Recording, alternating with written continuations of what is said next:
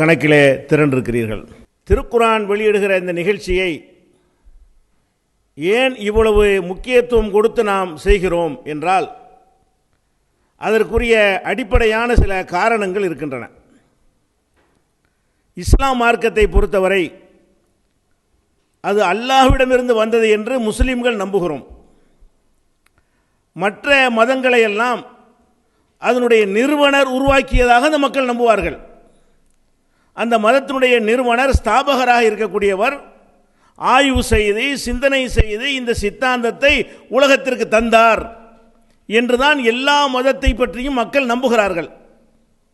இஸ்லாம் மார்க்கத்தை பொறுத்தவரை அதை முகமது நபி அவர்கள் நமக்கு கொண்டு வந்து தந்தார்களே தவிர அதை அவர்கள் உருவாக்கவில்லை, அவர்கள் சிந்தித்து கண்டுபிடிக்கவில்லை.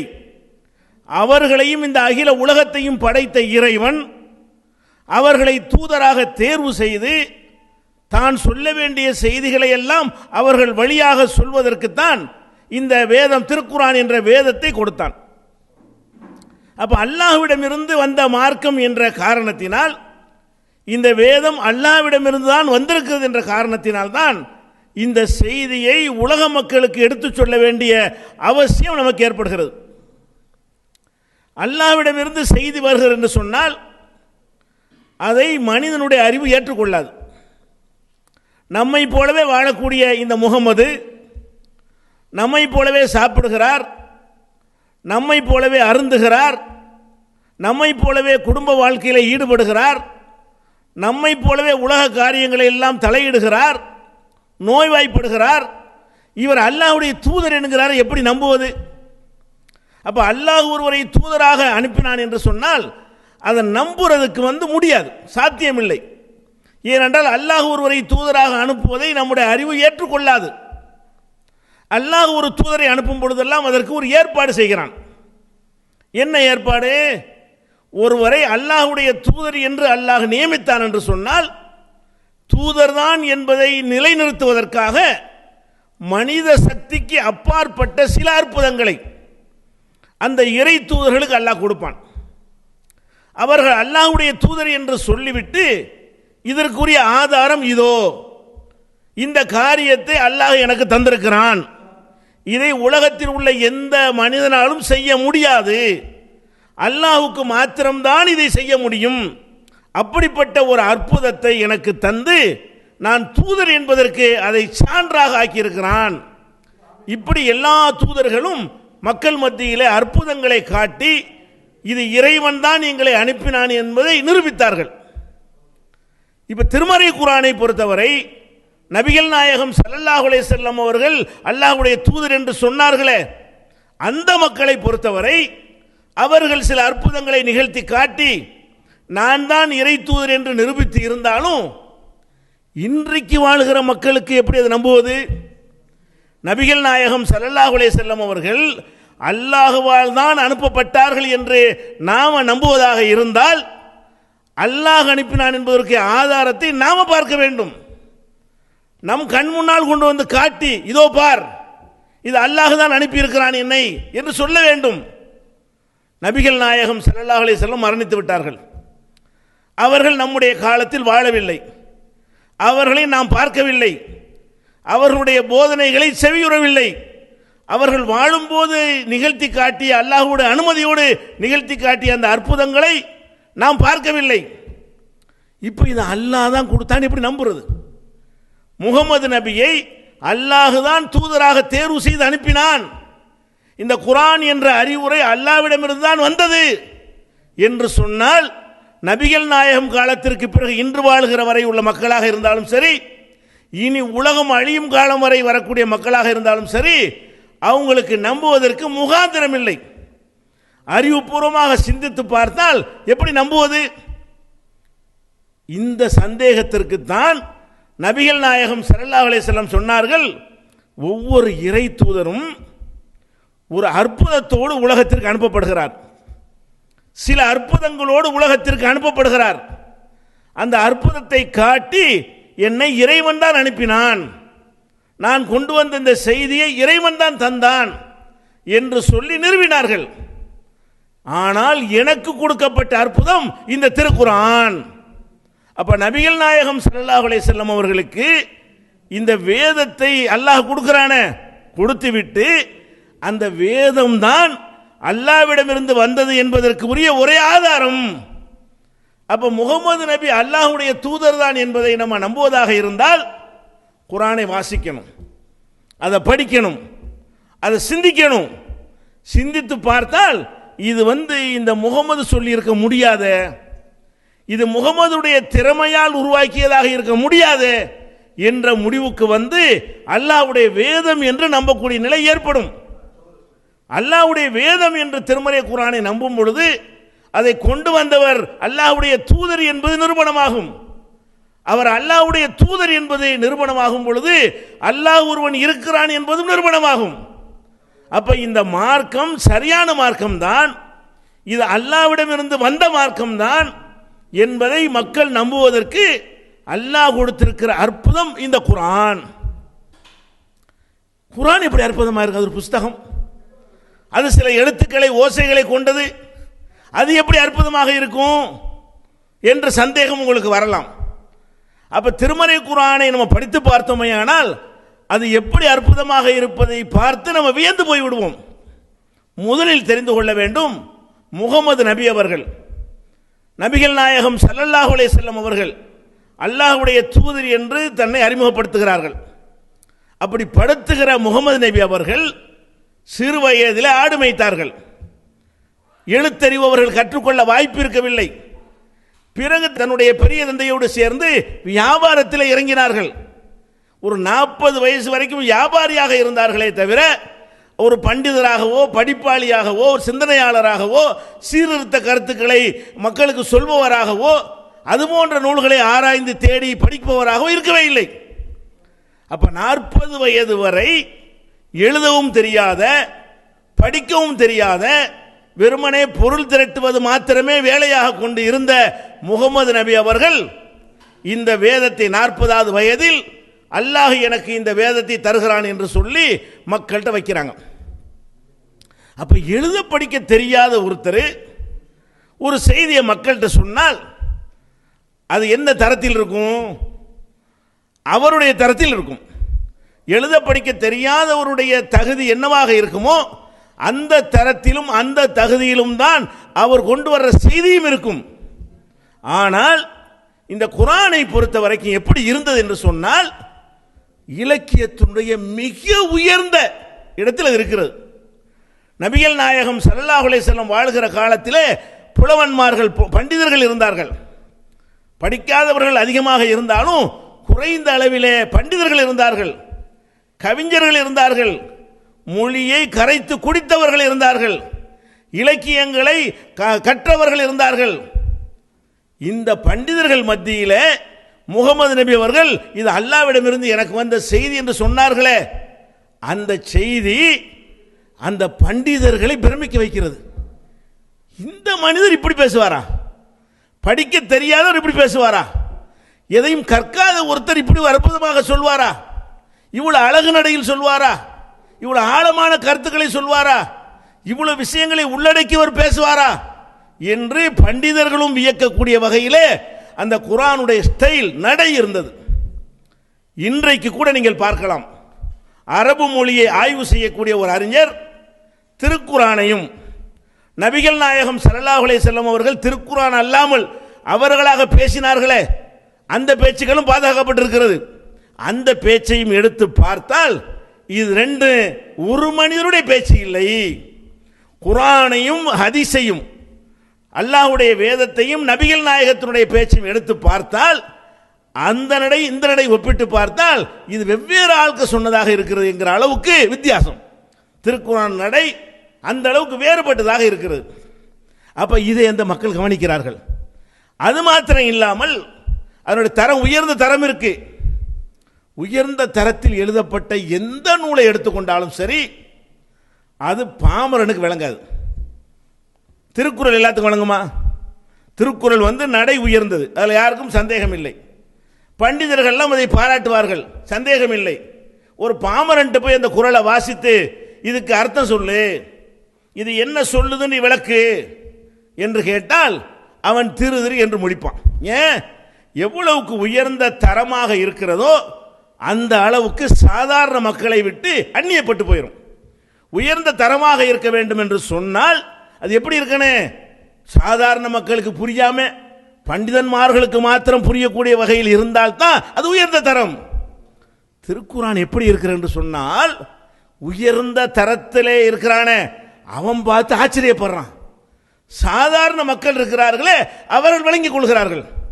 எழுத படிக்க தெரியாத அந்த சமுதாயம், உம்மி சமுதாயம் என்று அல்லாஹ் சொல்லக்கூடிய அந்த அப்பாவி சமுதாயம் திருக்குரானை நபிகள் நாயகம் ஸல்லல்லாஹு அலைஹி வஸல்லம் சொன்ன பொழுது அதற்கு கட்டுப்பட்டார்கள், விளங்கினார்கள்.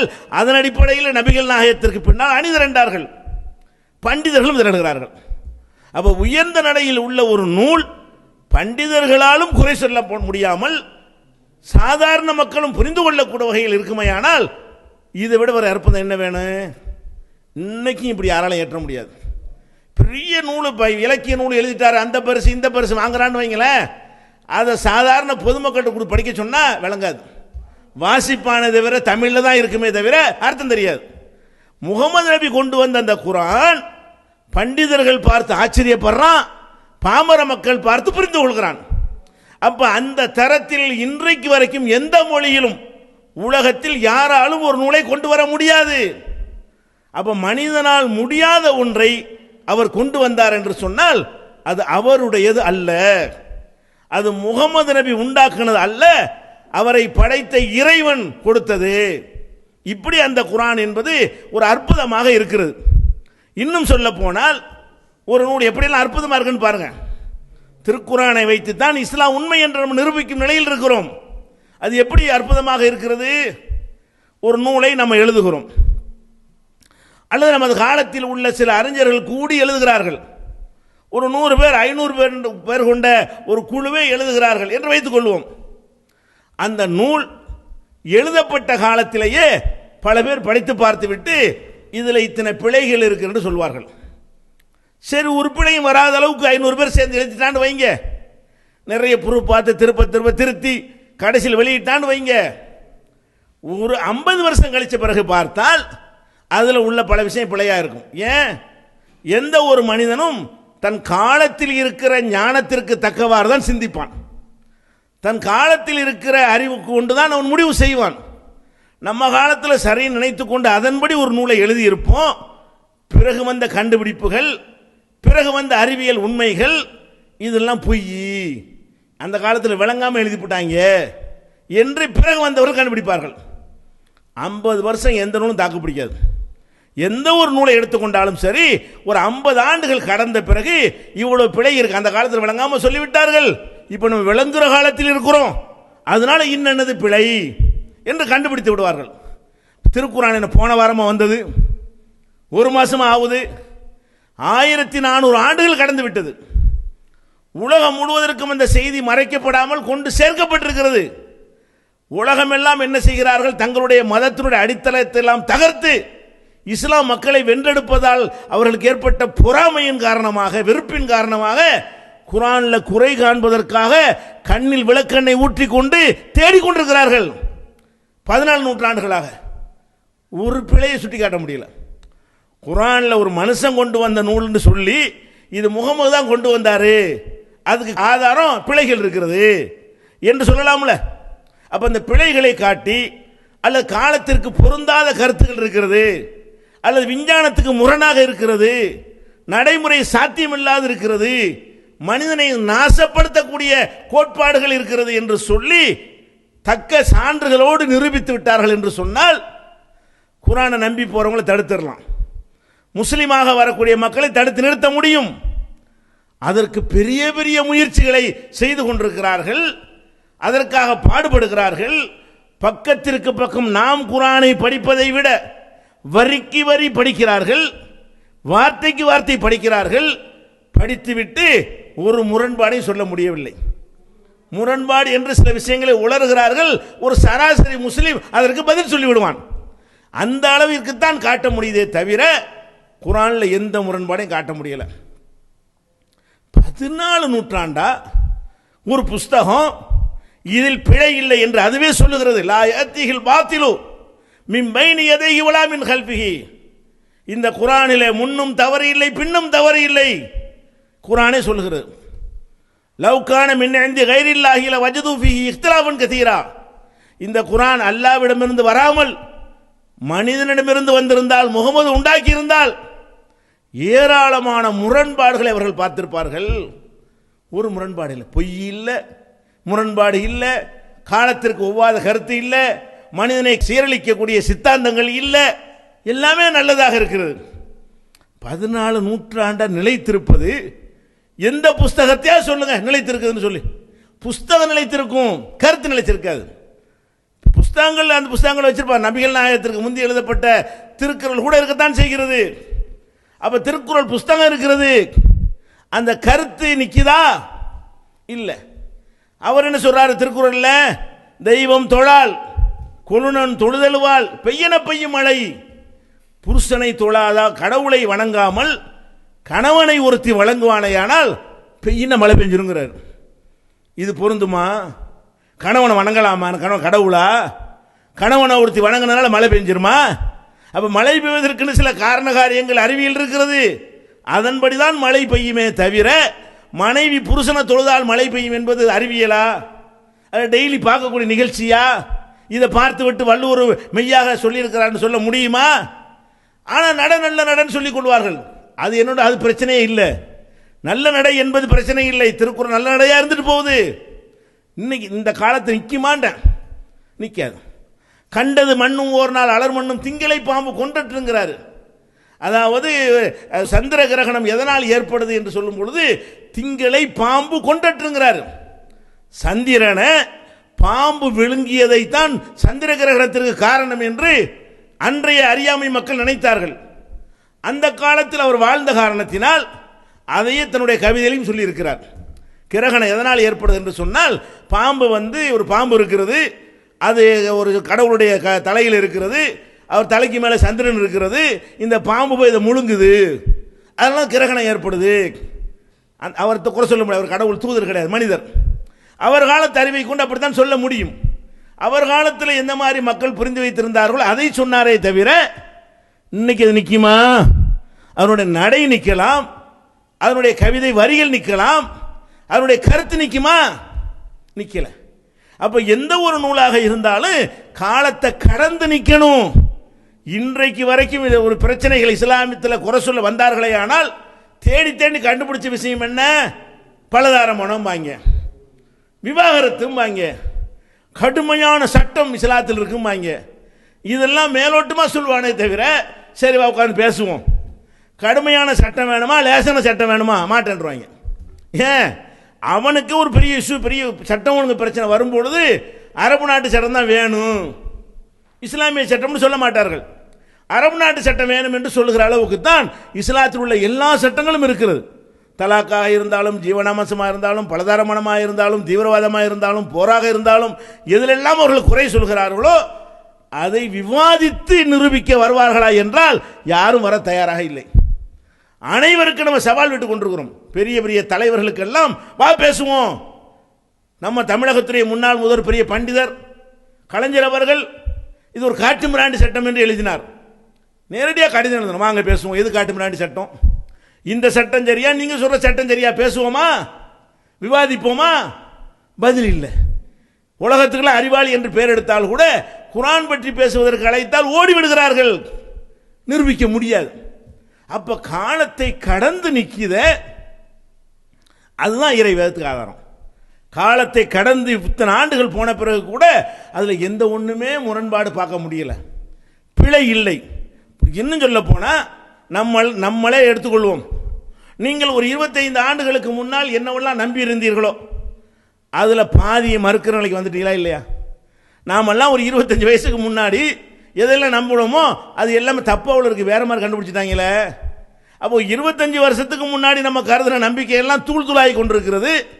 அப்ப 1400 வருஷத்துக்கு முன்னாடி உள்ள அந்த அறிவை கொண்டு என்ன சொல்லியிருக்க முடியும்? முடியாது. இன்னும் சொல்ல போனால் இப்போ நான் இங்கே பேசிக்கொண்டிருக்கிறேன், நீங்கள் எங்கே இருந்து கேட்டுக்கொண்டிருக்கிறீர்கள். நபிகள் நாயகம் என்ன சொன்னார்கள்? உலகம் அழிகிறதுக்கு முன்னாடி எத்தகாரபு ஜமான், காலம் சுருங்கிட்டாங்க. அதை விளங்காம தான் போராட்டம் பண்ணுறாங்க. காலம் சுருங்கி போய்விடும். 2 செகண்டில் வந்துட்டோம்ல, இங்கே பேசுகிற வந்துடுறா இல்லையா? ஃப்ளைட் செலவு மிச்சம், சிரமம் மிச்சம். இங்கே இருந்து கொண்டு உங்கள்கிட்ட பேசி கொண்டிருக்கிறோம். பேச்சுக்கு தானே ஆளுங்க எதிர்த்தீங்க, பேச்சத்தானே போய் எதிர்த்தீங்க. எதை எதிர்த்தீங்க? கருத்து தானே எதிர்த்தீங்க. கருத்து ஆளை தடுத்த கருத்தை தடுக்க முடியல. உன்னால் ஆள் வருவதை தடுக்க முடிந்தது தவிர கருத்தை தடுக்க முடிந்ததா? அதிகமான பேர் கேட்பதற்கு அதை நீ அல்லாஹ் உதவியாக்கினான். அதை நீ இப்படியெல்லாம் பண்ணி இருக்கல என்று சொன்னால், இந்த மாதிரி எதிர்ப்பு காட்டவில்லை என்று சொன்னால், ஒரு அரசாங்கம் கொடுத்த விசாவை ரத்து செய்திருக்கவில்லை என்று சொன்னால், இது மாதிரி ஒரு கவன ஈர்ப்பு வந்திருக்குமா? உலகம் பார்த்திருக்குமா? அப்படி என்னதான் சொல்றாங்கடா பார்ப்போம். இதுதான் இஸ்லாம். இப்படித்தான் இஸ்லாம். இஸ்லாம் மக்கள்கிட்ட போறது எப்படித்தான்? இவங்களை தூண்டி விட்டு அல்லாஹ் இந்த இஸ்லாத்தின் பக்கம் மக்களை ஈர்க்க வைக்கிறான். அப்ப அந்த மாதிரி நபிகள் நாயகம் அல்லாஹ்வுடைய தூதர் என்பதற்கு என்ன ஆதாரம் என்றால், இது கூட சொல்லிக் கொள்ளலாம். எத்தகாரபு ஜமான், ஜமான் காலம் வந்து சுருங்கி போய்விடும். ரொம்ப ரிஸ்க் எடுத்து செய்கிற காரியங்கள், பல நாட்கள் செய்கிற காரியம் சில நிமிடங்களில் முடிந்துவிடும். இதில் நிறைய பெரிய அறிவியல் தத்துவம் இருக்குன்னு வைங்களேன். இப்போ நம்ம பேசுவது கூட அதில் ஒரு அம்சம் தான். இப்படி வந்து நபிகள் நாயகம் அல்லாஹ்வுடைய தூதர் என்பதை அவங்களுடைய ஹதீஸ் எப்படி நிரூபித்துக் கொண்டிருக்கிறதோ அது மாதிரி இந்த வேதம் நிரூபிக்கிறது. இன்னும் சொல்ல போனால் அதை குர்ஆனை படித்து பார்க்குறோம்.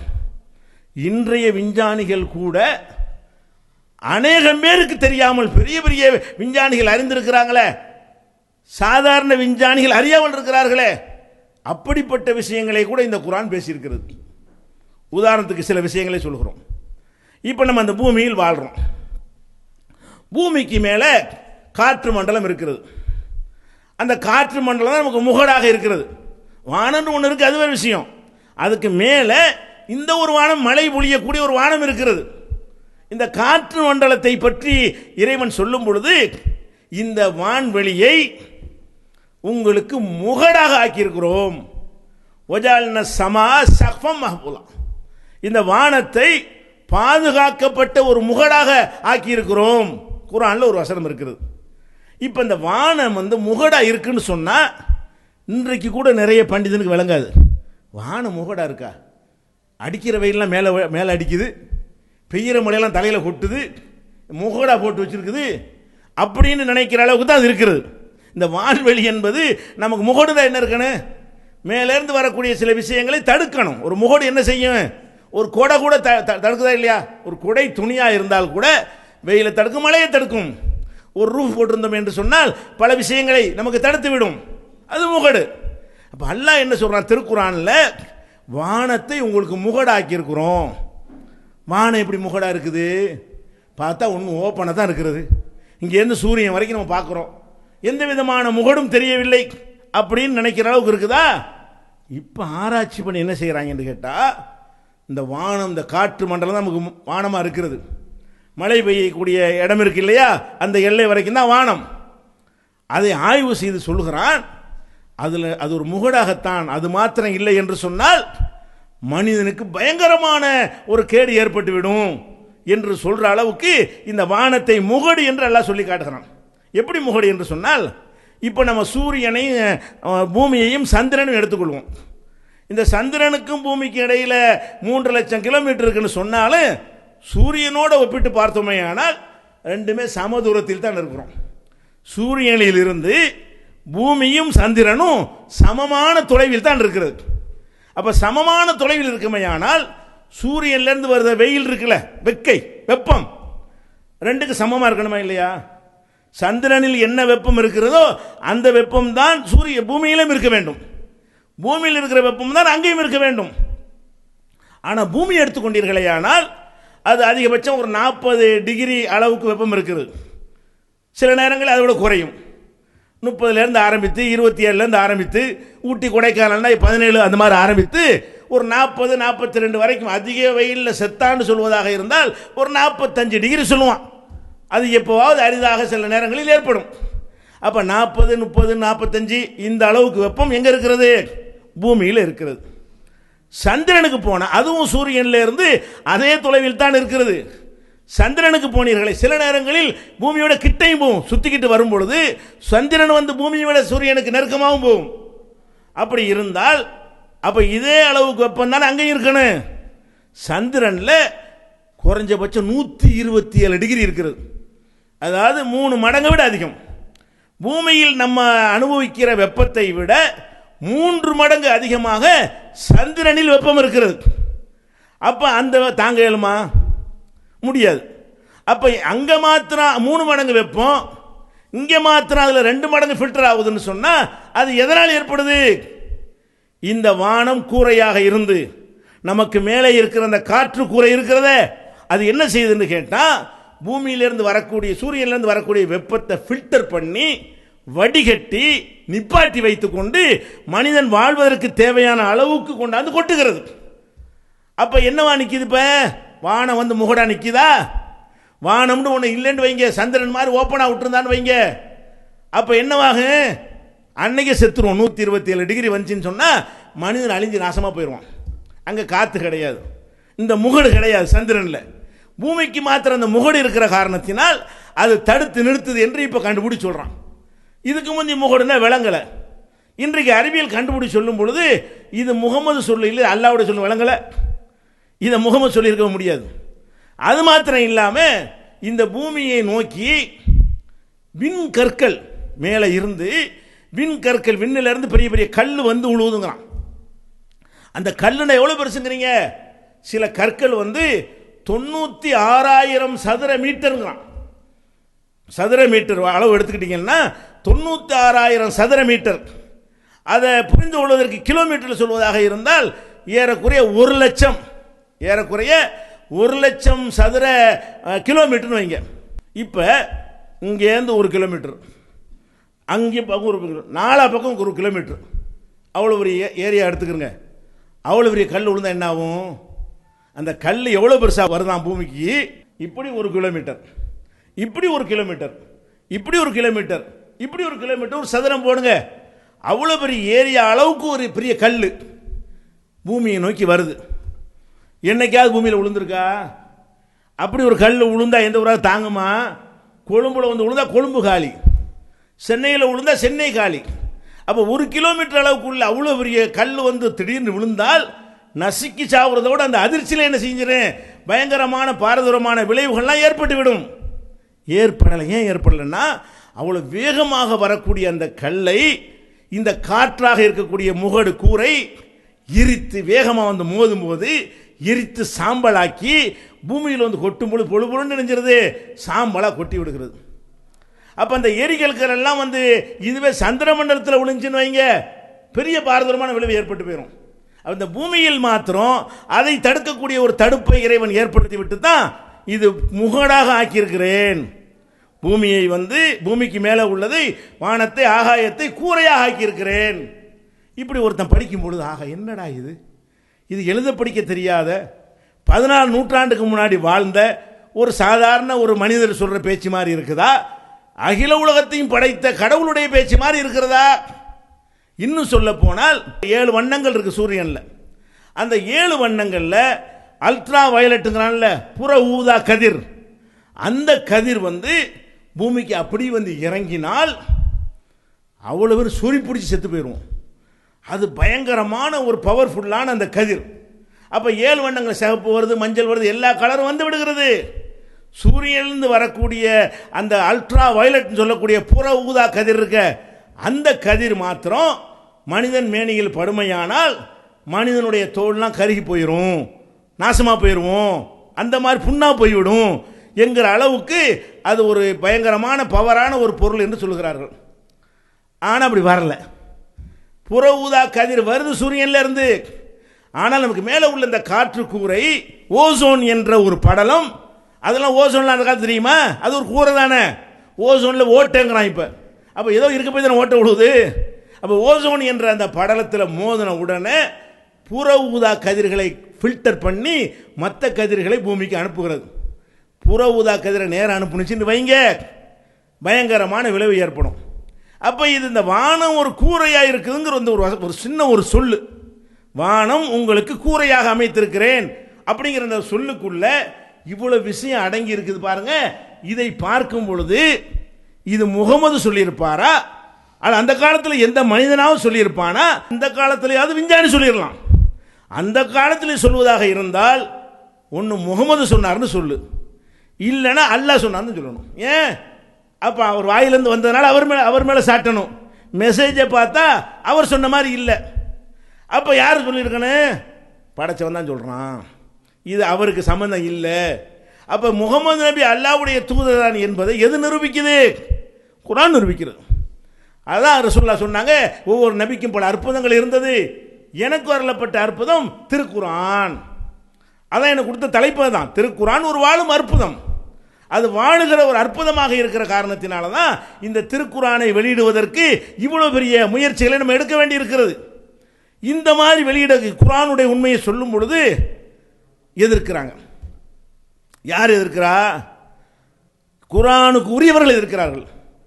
குர்ஆனுடைய விஷயத்தை சொல்வதற்கு யார் குர்ஆனை எடுத்து பிற மத மக்களுக்கு எடுத்து சொல்ல கடமைப்பட்டிருக்கிறார்களோ அவங்க தான் இதுக்கு அதிகமான அளவில் எதிர்ப்பு காட்டக்கூடிய காட்சியை பார்க்கிறோம்.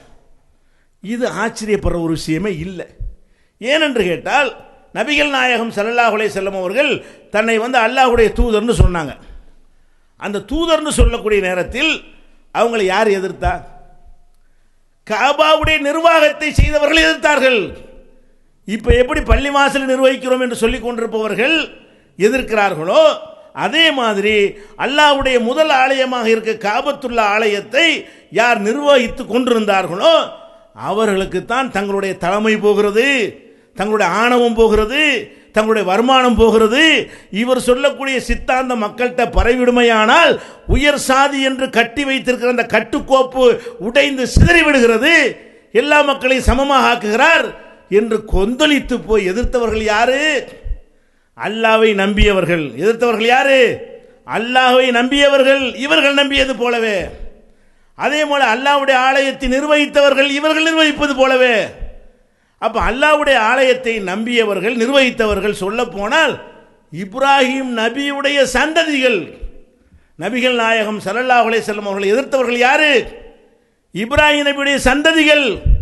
எந்த இப்ராஹிமை உற்ற தோழர் என்று அல்லாஹ் சொல்கிறானோ, ஹலீலுல்லாஹ் என்று சொல்கிறானோ, எந்த இப்ராஹிம் ஒரு சமுதாயமாக திகழ்ந்தார் என்று சொல்கிறானோ, இந்த உம்மத்திலே அவருக்கு செய்த அருள் போல யாருக்கும் செய்ததில்லை என்கிற அளவுக்கு யாரை இந்த மனித குலத்திலே மேல் நிலையில் வைத்திருக்கிறானோ அந்த இப்ராஹிம் நபியுடைய வழித்தோன்றல்கள், காபத்துல்லாவை நிர்வகித்துக் கொண்டிருந்தவர்கள், அல்லாஹ் அல்லாஹ் என்று சொல்லிக் கொண்டிருந்தவர்கள் தான் நபிகள் நாயகத்தை எதிர்த்தார்கள்.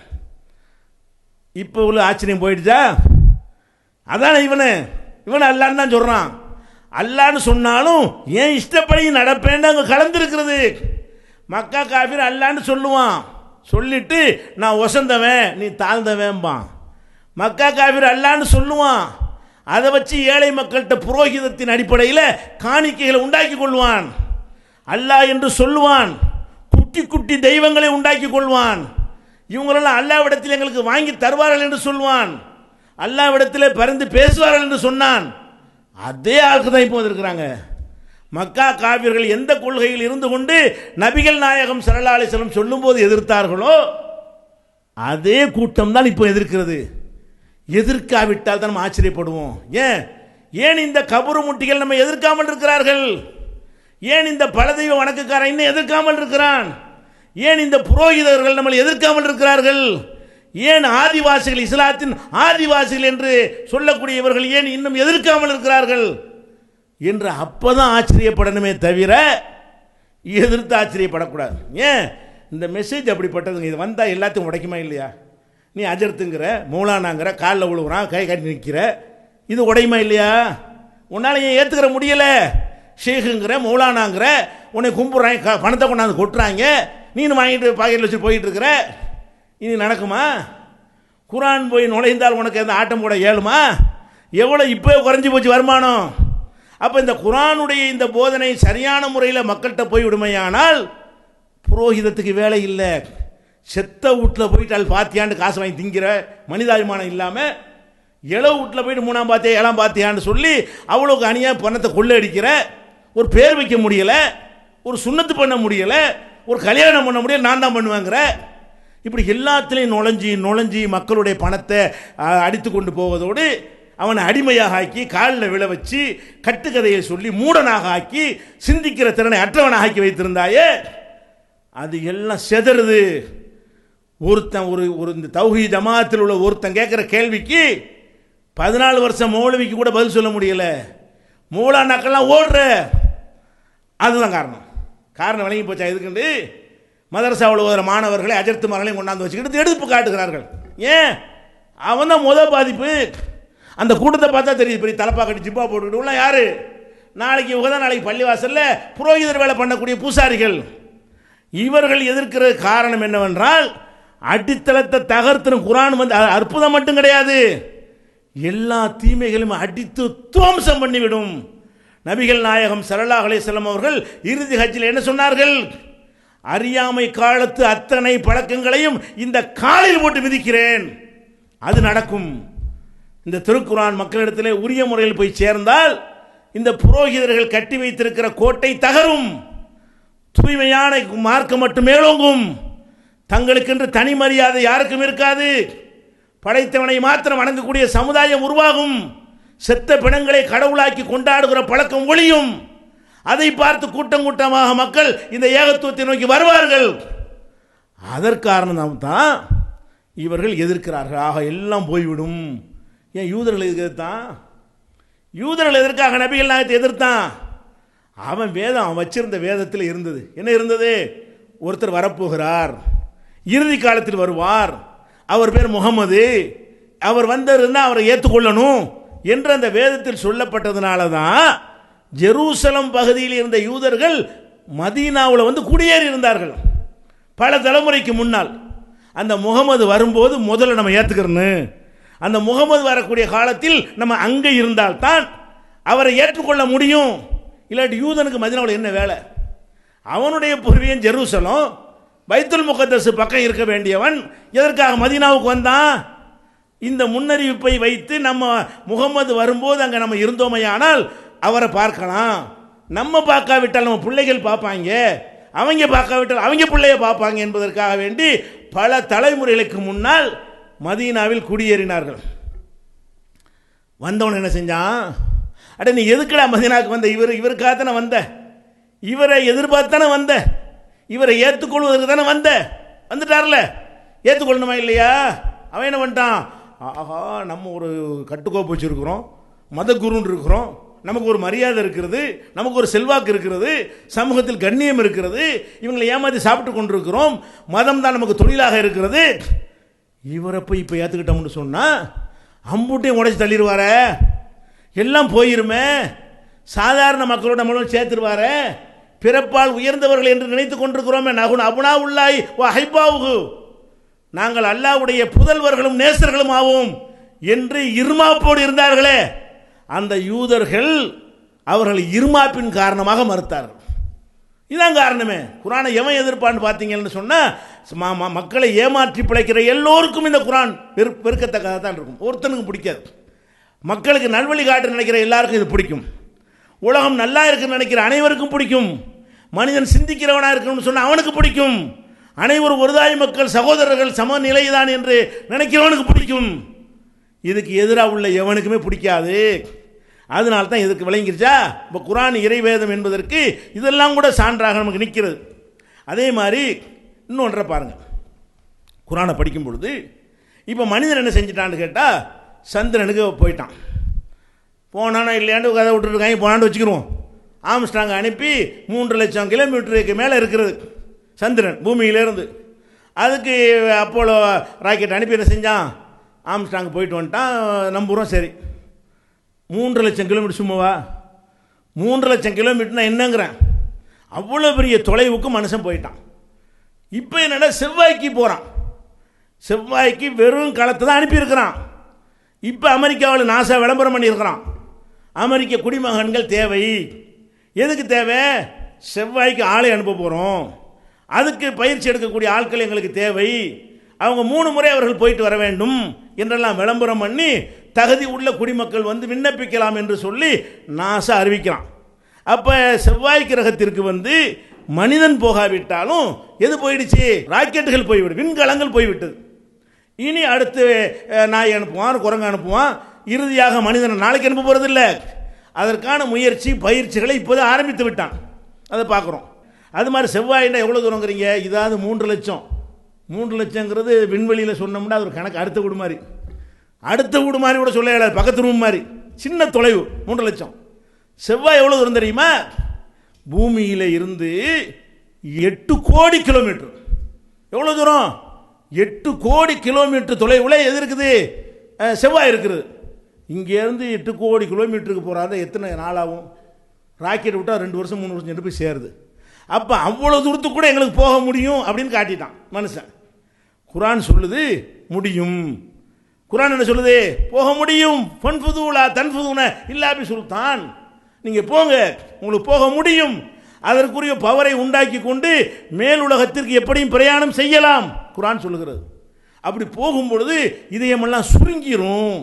குரான் என்ன சொல்லுது?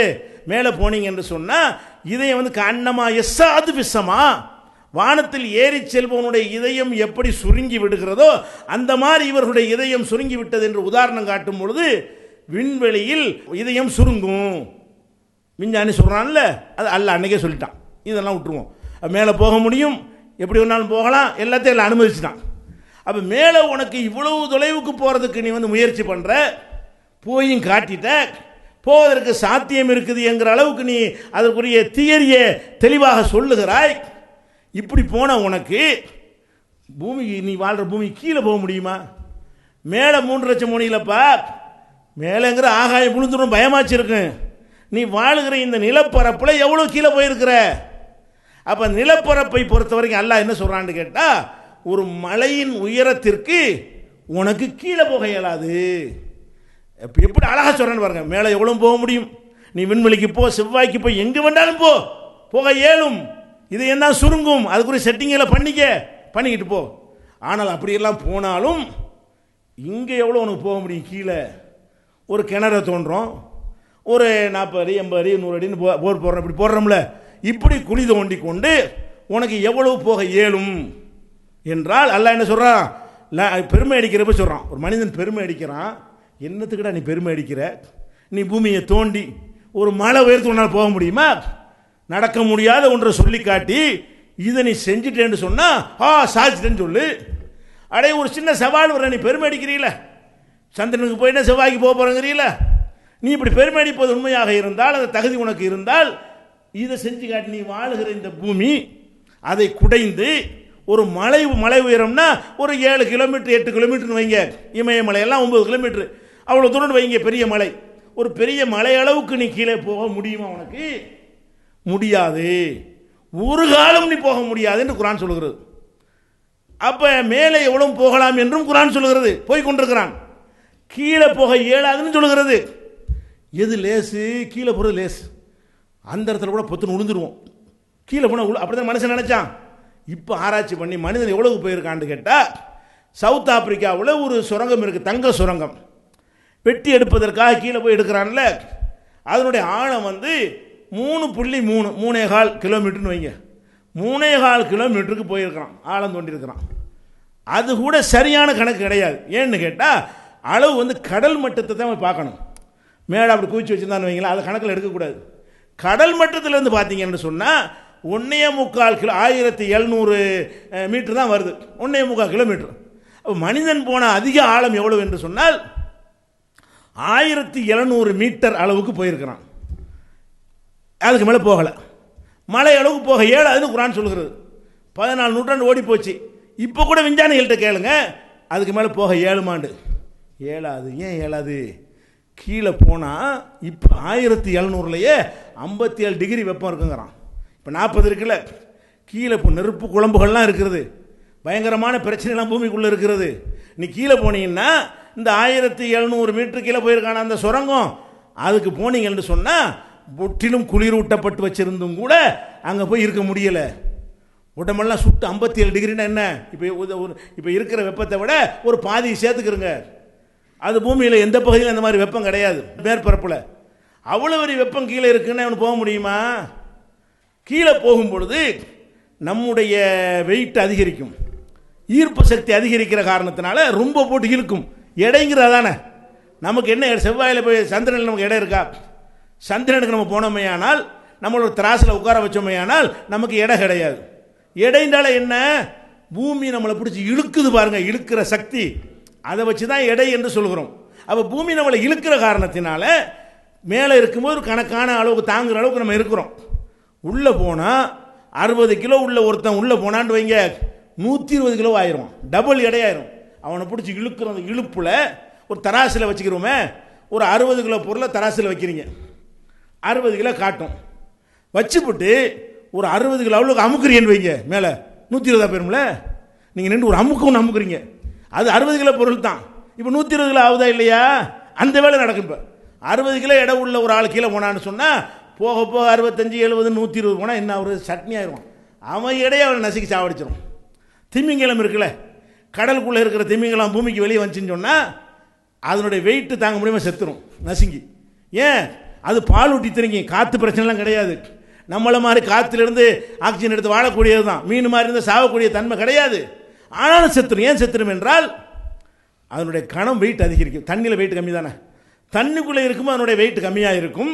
நீங்கள் தண்ணியில் ஒரு ஆள் முக்கி தூக்கி பாருங்களேன், 60 கிலோ உள்ள ஒரு தூங்கினாலும் 30 கிலோ தான் இருப்பான். கையில் தூக்கி தண்ணிக்குள்ளே வச்சு தூக்கி பார்த்தீங்கன்னா, தண்ணிக்கு வேலை தூக்கினா தான் கையை பிடிச்சி அமுக்குவான். அப்போ தண்ணீரில் நிற்கும் பொழுது எடை கம்மியாக இருக்குல்ல, அதுக்கு ஏற்றதாக அந்த திமிங்கலம் இருக்கிறது. தரளி தூக்கி போட்டால் டபுள் எடையாக போயிடுது, அது நசுக்கி செத்துரும். அப்போ அந்த மாதிரியான ஒரு அடிப்படையில் சொல்கிறான், கீழே போக போக வெப்பமும் ஜாஸ்தி, உன் வெயிட்டும் கூடி போயிடும், மூச்சு திணறல் ஏற்படும். அப்போ எந்த ஒரு கருவிகளை கொண்டும் உள்ளே போக முடியாது. அப்போ அந்த மாதிரியான ஒரு நிலை இருக்குங்கிறத முகம்மதுக்கு சொல்ல இயலுமா? 1400 வருஷத்துக்கு முன்னாடி வாழ்ந்த எழுத படிக்க தெரியாத ஒரு ஆள் பூமி கீழே உனக்கு போக முடியாது, மேலே எவ்வளோ நாள் போகலாம், எப்படிடா சொல்ல முடியும்? கொஞ்சம் சிந்திக்க மாட்டீங்களா? கொஞ்சம் யோசிச்சு பார்க்க மாட்டேன். இது மனுஷன் எப்படி சொல்லியிருக்க முடியும்? அப்போ அவனே அந்த காலத்தில் அரபியில் என்ன செஞ்சான, நபிகள் நாயகத்தை எதிர்க்கும் போது இது மனித சொல் இல்லைன்ட்டான். மஹாதா கவுலுல் பஷர், இது மனித சொல் கிடையாது. அவனை வியந்தான். அவனை விட லட்சம் மடங்கு நாம வியக்கணும். ஏன்? அவன் நடையை வைத்து வியந்தான், அதனுடைய ரசனையை வைத்து, ராகத்தை வைத்து வியந்து சொன்னான். இப்போ நம்ம எப்படி சொல்லணும்? ஆராய்ச்சி பண்ணி பார்த்துட்டு இது மனிதனுடைய சொல்லின் தரத்தில் இருக்கவே இல்லை. படைச்ச இறைவன் சொன்னால் எந்த தரத்தில் இருக்குமோ அந்த தரத்தில் தான் இருக்கிறது. இதுக்கு தான் இந்த குரானை வெளியிடுறோம் மக்கள்கிட்ட. இது எப்போ ஒன்று சேர்த்துருக்க வேண்டும். குரானுக்கு தமிழாக்கம், நாங்கள்லாம் சிறுவர்களாக இருக்கக்கூடிய நேரத்தில் குரான் தமிழாக்கம் படித்ததில்லை. ஏன் வரல? குரானுக்கு தமிழாக்கம் வரல. வேற என்ன வந்தது? இஸ்லாமியங்கிற பெயரில் கட்டுக்கதைகளை எங்களுக்கு சொல்லி தந்தார்கள். நாங்கள்லாம் சிறுவர்களாக இருக்கும் பொழுது திருமுடி இறக்கணும் அதீதுன்னு ஒன்று சொல்லி தருவார்கள். அது என்ன அதீதுங்கிறீங்க? நபிகள் நாயகம் பிறந்தவொன்னே அவங்களுக்கு மொட்டை அடித்தாங்களாம். அந்த மொட்டை அடிக்கிறதுக்கு மலக்கு வந்தாராம், ஜிப்ரீல் வந்தாராங்க, அந்த கத்தியை கொண்டுட்டு லட்ச மலக்குகள் வந்தாங்களாம். மொட்டை அடித்து போட்டவொன்னே அந்த முடி உனக்கு எனக்குன்னு சண்டை போட்டு உருமுடிய பல 100 மாணவர்கள் பங்கு போகிற அளவுக்கு போட்டி போய் எடுத்துக்கொண்டு போனார்கள் என்று சொல்லி இதை திங்கள் வெள்ளி இரவுல உட்காந்து படித்தோம் நாங்கள்லாம். இஸ்லாமியங்கிற பெயரில் குரானை படிக்கவில்லை, இந்த கட்டுக்கதைகள் நமக்கு சொல்லி தந்தார்கள். திருமுடி இறக்கணும் அது இது, தலபாத்தியா, முகமது ஹனீபா யுத்த சரித்திரம், பப்பரத்தியார் அம்மான, இது மாதிரியான புஸ்தகங்களில் வெள்ளாட்டி மசாலா, 100 மசாலா, கசசுல் அம்பியா, இந்த மாதிரி கட்டுக்கதைகளை தான் இஸ்லாம் என்று சொன்னார்களே தவிர நாங்கள் எல்லாம் சிறுவர்களாக இருக்கும் பொழுது குரான் தமிழில் வரலன்றாலும் பரவாயில்லை, வரக்கூடாதுன்னாங்க, ஃபத்வா கொடுத்தாங்க. காபிர் பாஷையில் இப்படி மொழிபெயர்க்கிற குரானை, அது தமிழ் காபிர் பாஷையாம். அப்போ தமிழ் காபிர், அபூஜையில் அரபி தான் பேசினா, அரபி காபிர் பாஷை இல்லையா? அப்போ அந்த காபிர்களுடைய பாஷையிலான குரானை வந்துச்சு. ரசூல்லா வர்றதுக்கு முன்னாடி இந்த அரபி யார் பாஷை? அபூஜஹல் பாஷை, அபூலஹப் பாஷை, அத்தனை காபிருக்கு அதுதான் பாஷை. அந்த பாஷையில் தான் நல்லா குரானை இறக்கியிருக்கிறான். இவங்க என்ன பண்ணாங்க? தமிழில் மொழிபெயர்க்கக்கூடாது, காபிர் பாஷை, காபிர் பாஷையில் வேதத்தை மொழிபெயர்க்கிறதா அப்படின்னு சொல்லி ஃபத்வா கொடுத்து எவனாச்சும் மொழிபெயர்க்க வந்தால் அவனை அமுக்கிட்டாங்க. ஏன்? மொழிபெயர்த்த ஆட்டங்கன்ற எல்லாமே பேசிக்கே போயிடும். இவங்க எதை இஸ்லாம்னு காட்டி வச்சுருந்தாங்களோ அதுக்கு இஸ்லாத்துக்கு சம்பந்தம் இல்லை.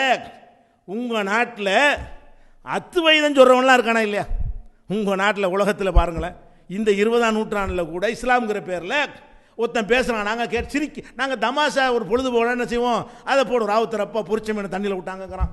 அதை உட்காந்து கிறுக்கு போய் கேட்டுட்டு இருக்காங்க. ராவுத்தரப்பா இருந்தாங்களாம், மீனை பிடிச்சாங்களாம், பொரிச்ச மீன் இருந்துச்சா, தண்ணியில் விட்டாங்களாம், ஓடுனுச்சா, அதை ஒரு ருசிகரமாக ஒருத்தன் சொல்கிறான். அட இப்படி கூறுக எவன்டா ராவுத்தரப்பா, என்னடா பிடிச்ச மீன், எங்கடா இதெல்லாம் பார்த்தீங்க? அப்போ இப்படி எவனா சொல்லி வச்சதையெல்லாம் மார்க்கம்னு சொல்லிட்டு இருந்தானே, அதெல்லாம் நிற்குமா? அதெல்லாம் இந்த குர்ஆன் வந்து மக்கள்கிட்ட போய் சென்றடைந்தால் இந்த கதையெல்லாம் எடுபடுமா? இந்த மாதிரி சொல்லக்கூடியவனெல்லாம் உங்கள் நாட்டில் இருக்கிறான். அவனை எல்லாம் எதிர்க்கவும் மாட்டார்கள். ஏன் அவன் ஏன் எதிர்க்கிறான்? அவனால் இவர் என்ன கேடு? உன் செக்ஷன் நீ சம்பாதிச்சிக்க, என் செக்ஷன் நான் சம்பாதிச்சிக்கிறேன், என்ன கேடுன்னு பங்கு வச்சுக்கிட்டாங்க. தரிக்கா நமக்கு, மதுகப் உனக்கு, தாயத்து உனக்கு, சூனியம் உனக்கு, அத்வைதம் எனக்குன்னு பிரிச்சுக்கிட்டானுவ. ஷேர் பண்ணி சம்பாதிச்சுக்கிட்டு இருந்தா ஏன் எதிர்க்கிறான்? ஒவ்வொருத்தனுக்கு ஒரு குழு எதிர்க்க மாட்டான். இது வந்தால் மட்டும்தான் நீ தௌஹீத் ஜமாத்துக்கு எதிராக பாருங்கள், அம்புட்டு பேர் ஒன்று சேருவான். அவங்களாம் சேரக்கூடிய ஆட்கள், அவங்களும் எத்தனை சண்டை. தௌஹீத் ஜமாத்துன்னு வந்த உன்னை மாத்திரம் பார்த்தீங்கன்னா அல்ல அப்படி பிரித்து காட்டுறான். இது ஒன்று தான் நெருப்பு அடிச்சு விடும், எல்லாத்தையுமே சுட்டு எரித்து விடும். அந்த ஒரு அடிப்படையில் தான் எதிர்க்கிறார்கள் என்று விளங்கிக் கொள்ளணும். குர்ஆனை எதிர்க்கிற காரணம் என்ன? இந்த விஷயங்கள் எல்லாம் மக்கள் வந்து விளங்கிக் கொள்வார்கள். இன்னொன்று பாருங்கள், ஒரு வசனம் குர்ஆனில் நம்ம தேனியை பற்றி விளங்கியிருக்கோம், பல தடவை சொன்ன விஷயந்தான். தேனிங்கிறது நம்ம ஒரு தேனின்னு ஒரு கொசு இருக்குது. திருக்குர்ஆனில் அந்த பேரில் ஒரு சூறாவும் இருக்குது, அந்நகல். நகல்னா தேனி, தேனி கொசு. அந்த தேனிங்கிற பேரில் குர்ஆனில் ஒரு அத்தியாயம் இருக்கிறது. அதுக்காக வேண்டிய அத்தியாயம் பூரா தேனியை பற்றி இருக்காது, 2 வசனத்தில் அதை பற்றி இருக்குது, அதனால் அது பேர். அந்த சூறாவில் நிறைய மேட்டர்கள் இருக்கும். அதில் 2 வசனத்தில் வந்து தேனீக்களை பற்றி அல்லாஹ் சொல்கிறான். இந்த வசனத்தை மட்டும் ஒருத்தன் படித்தானேயானால் இது அந்த எழுத படிக்க தெரியாத 14 நூற்றாண்டுக்கு முன்னாடி வாழ்ந்த அறியாமை கால மக்களை சேர்ந்த ஒருவர் சொன்னது இல்லை, சொல்லி இருக்கவே முடியவே முடியாது. இது பெரிய ஜீனியஸ் தான் சொல்லியிருக்க முடியும், அந்த காலத்தில் எந்த ஜீனியஸ் சொல்லியிருக்க முடியாது. அப்போ முகமதை படைத்த இறைவன் தான் சொல்லியிருக்க முடியுங்கிற முடிவுக்கு வருவான். அப்படி என்ன இருக்கிறது? குர்ஆன் சொல்லுகிறது பாருங்க, அல்லாஹ் சொல்லி காட்டுறான். வௌஹா ரப்பு கையில நகலி, உமது இறைவன் தேனீக்களுக்கு செய்தி அறிவித்தான். இறைவன் வந்து தேனிக்கு ஒரு மெசேஜை கொடுத்தானா, அது நமக்கு தெரியாது. இறைவன் என்ன மாதிரி வேணாலும் கொடுப்பான், யாரோடையும் பேசுவான், எப்படி வேணாலும் ப்ரோக்ராம் பண்ணுவான். ஏதோ ஒரு வகையில் தேனிக்கு என்ன செய்யறான், ஒரு மெசேஜ் அனுப்புகிறான். மெசேஜ் அனுப்ப என்ன செய்கிறான்னு கேட்டால், நீ மலைகளில் உன் கூட்டை கட்டிக்க, மரத்தில் கட்டிக்க, மனிதர்கள் உருவாக்குற கட்டடங்கள் இருக்குது அதில் கூட உன் கூட்டை கட்டிக்க, எல்லா இடத்துலையும் கூட்டை கட்டி வாழ்ந்துக்க என்று தேனீக்களுக்கு இறைவன் சொன்னான். இப்படி ஆரம்பிக்க அந்த வசனம். அடுத்து என்ன வருதுன்னா, சும்ம குழி மின்குள்ளி சமராத், எல்லா கனிகள்லையும் நல்லா போய் சாப்பிடு, எல்லா கனிகள்லையும் சாப்பிடு அப்படின்னு சொல்கிறான். அப்போ தேனீக்களை பொறுத்த நம்ம என்ன வழங்கி வச்சிருக்கோம் என்று கேட்டால், தேனீக்கள் வந்து மலர்களில் இருந்து குளுக்கோஸை எடுத்துகிட்டு வருது, அல்லது கனிகளில் இருந்து அந்த குளுக்கோஸை எடுத்துக்கொண்டு வருகிறது. எடுத்துக்கொண்டு வந்து தேனீக்களுக்கு இருக்கக்கூடிய அந்த கூடுகளில் சேர்த்து அதிலிருந்து என்ன செய்கிறது, தேனை உற்பத்தி பண்ணுகிறது அப்படின்னு நினைக்கிறோம்ல. குர்ஆன் சொல்லுகிறது, தேனீக்களுக்கு சொல்லுகிறது, நீ போய் கனிகளை எல்லாம் சாப்பிடு, மலர்கள் உள்ள குளுக்கோஸ் எல்லாம் சாப்பிடு. சாப்பிட்ட பிறகு யஹ்ருஜு மின் புத்தூனிஹா ஷராபுன் முக்தலிஃபுன் அல்வானுஹு, அதனுடைய வயிறுகளில் இருந்து மாறுபட்ட நிறங்களை கொண்ட ஒரு பானம் வெளிப்படுகிறது. அப்போ தேனீக்கள் வந்து எப்படி தேன் வருது என்று சொன்னால், அது வாயிலிருந்து கொண்டே கக்கி தேனை சேமிப்பது இல்லை, அது பசிக்கு சாப்பிடுது. தேனீக்கள் என்ன சாப்பிடுது, பழங்களை சாப்பிடுவது, மலர்களில் போய் உட்கார்ந்து சாப்பிடுவதெல்லாம் அதனுடைய வயிற்று பசிக்காக சாப்பிடுகிறது. சாப்பிட்ட தேன் அந்த குளுக்கோஸு அந்த இனிப்பான பானங்கள் உள்ளே போன பிறகு அந்த தேனுடைய குடல்லையாக்கு இந்த தேனை உற்பத்தி பண்ணக்கூடிய மிஷின் இருக்குது, அது அந்த ரசாயன மாற்றம் செய்து அதுக்கு வயிற்றில் இருந்து வெளியேறுது. வயிற்றில் எப்படி வெளியேறுது, மனிதனுக்கெல்லாம் ஒரு மலை குடல் இருக்குது பாருங்க, அந்த மாதிரி இல்லாமல் தேனீக்களுக்கு 2 துவாரங்கள் இருக்குது. ஒன்று கழிவு வெளியேறுவதற்கான துவாரம், இன்னொன்று வந்து அந்த தேனாக மாற்றி அனுப்புகிற ஒரு துவாரம். அப்போ தேனீக்கள் தேனை சாப்பிடுது, சாப்பிட்ட பிறகு வயிற்றுக்குள்ளே போய் ஒரு உருமாற்றம் ஏற்படுகிறது. அதுக்கு பிறகு அதில் இன்னொரு துவாரத்தின் வழியாக அந்த தேன் வந்து கீழே சொட்டு சொட்டாக இறங்குகிறது. அப்போ தேனீக்களுடைய உடலுக்குள்ளே தேனாக மாற்றக்கூடிய தன்மை இருக்கிறது அப்படின்னு என்ன செய்கிறான், இப்போ கண்டுபிடி சொல்கிறான். இப்போ பெரிய பெரிய பூத கண்ணாடிகளை வைத்து பார்த்தீர்களே ஆனால் தேனியுடைய பின்புறத்திலிருந்து அது அப்படியே கசிந்து சின்ன சின்ன சொட்டாக தேன் கூட்டில் இறங்குற வரைக்கும் பார்த்துவிட்டான். அப்போ அவ்வளோ பெரிய அறிவியல் விஷயத்தை வந்து இன்றைக்கி சொல்கிறான். அன்னைக்கு இது யாருக்கு தெரியும், 1400 வருஷத்துக்கு முன்னாடி தேனீக்கள் வந்து வாயிலிருந்து எடுத்துக்கிட்டு போய் சேமித்து வச்சு அந்த கூட்டில் தான் தேனை உற்பத்தி பண்ணக்கூடிய மெத்தட் இருக்குன்னு நினைத்து கொண்டிருந்தார்கள். வயிற்றுல யாக்க இருக்கிறது, வயிற்றிலிருந்து வெளிப்படுது. அப்போ இதை வந்து முகமது எப்படி சொல்ல முடியும்? இன்றைக்கு கஷ்டப்பட்டு கண்டுபிடித்திருக்க இந்த சித்தாந்தத்தை முகமது எப்படி சொல்ல முடியும்? அது மாத்திரம் இல்லை, ஃபசுலுக்கி சுபுல ரப்பிக்கு துலுலா, தேனிக்கு நான் சொன்னேன் அல்லாஹ் சொல்கிறான் குரானில். தேனிக்கு சொன்னேன், நீ அல்லாஹ்வுடைய பாதையில் ரொம்ப அசால்ட்டாக நீ பிரயாணப்படு. அந்த தேனீக்களுக்கு வந்து பிரயாணம் வந்து ரொம்ப எளிதானது. உலகத்தில் உள்ள ஜீவராசிகள்லையே தேனீக்கள் மாதிரி எளிதாக பிரயாணம் செய்யக்கூடியது கிடையாது. அவ்வளோ பெரிய ப்ரோக்ராம் அதுக்கு வைக்கப்பட்டிருக்கிறது. அப்படின்னா என்ன அர்த்தம்? லட்சோப லட்சம் கிலோமீட்டருக்கு போனாலும் சரசரன்னு போய்விட்டு அதை எடுத்து ஒடியாந்துடும்.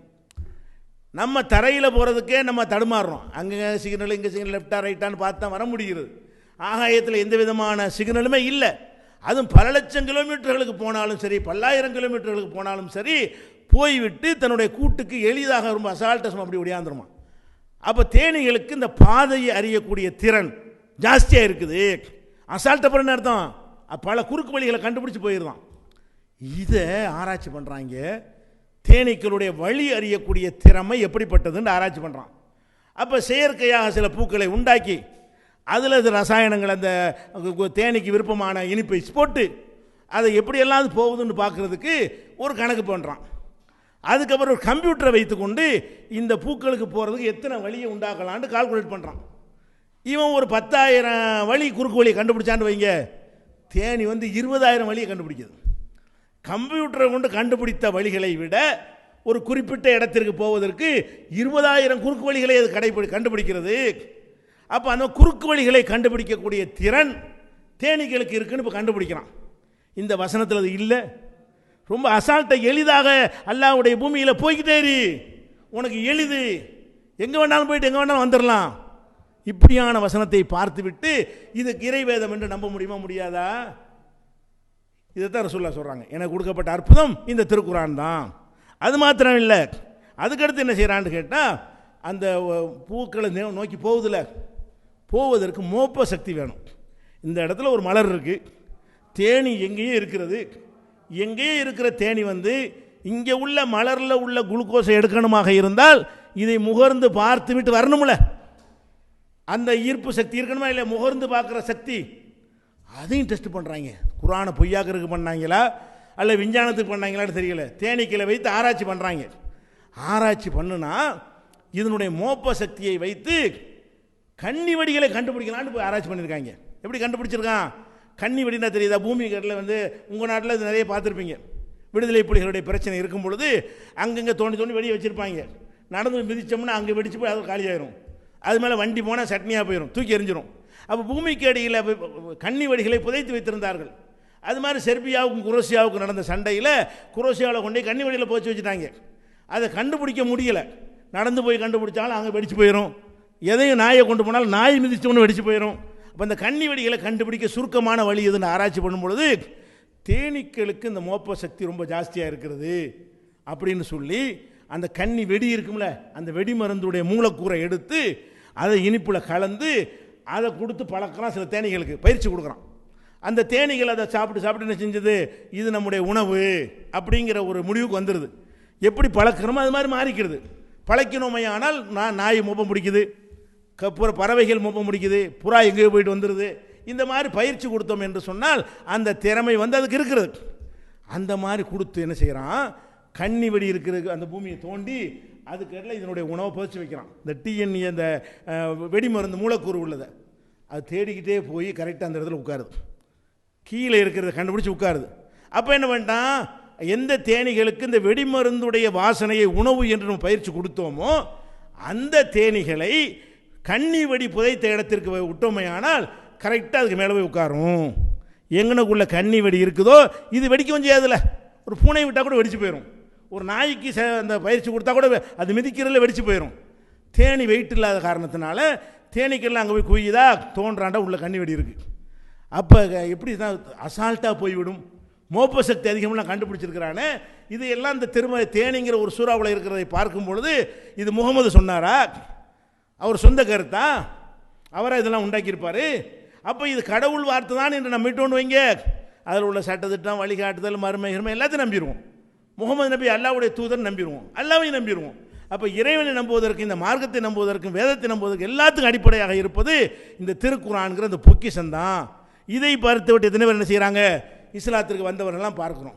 இப்படியான ஆராய்ச்சிகள்லாம் இந்த குர்ஆனில் இருக்கிறதுனால தான் ஜீரணிக்க முடியலை. ஆகா, இந்த குர்ஆன் ஈர்த்துரும்.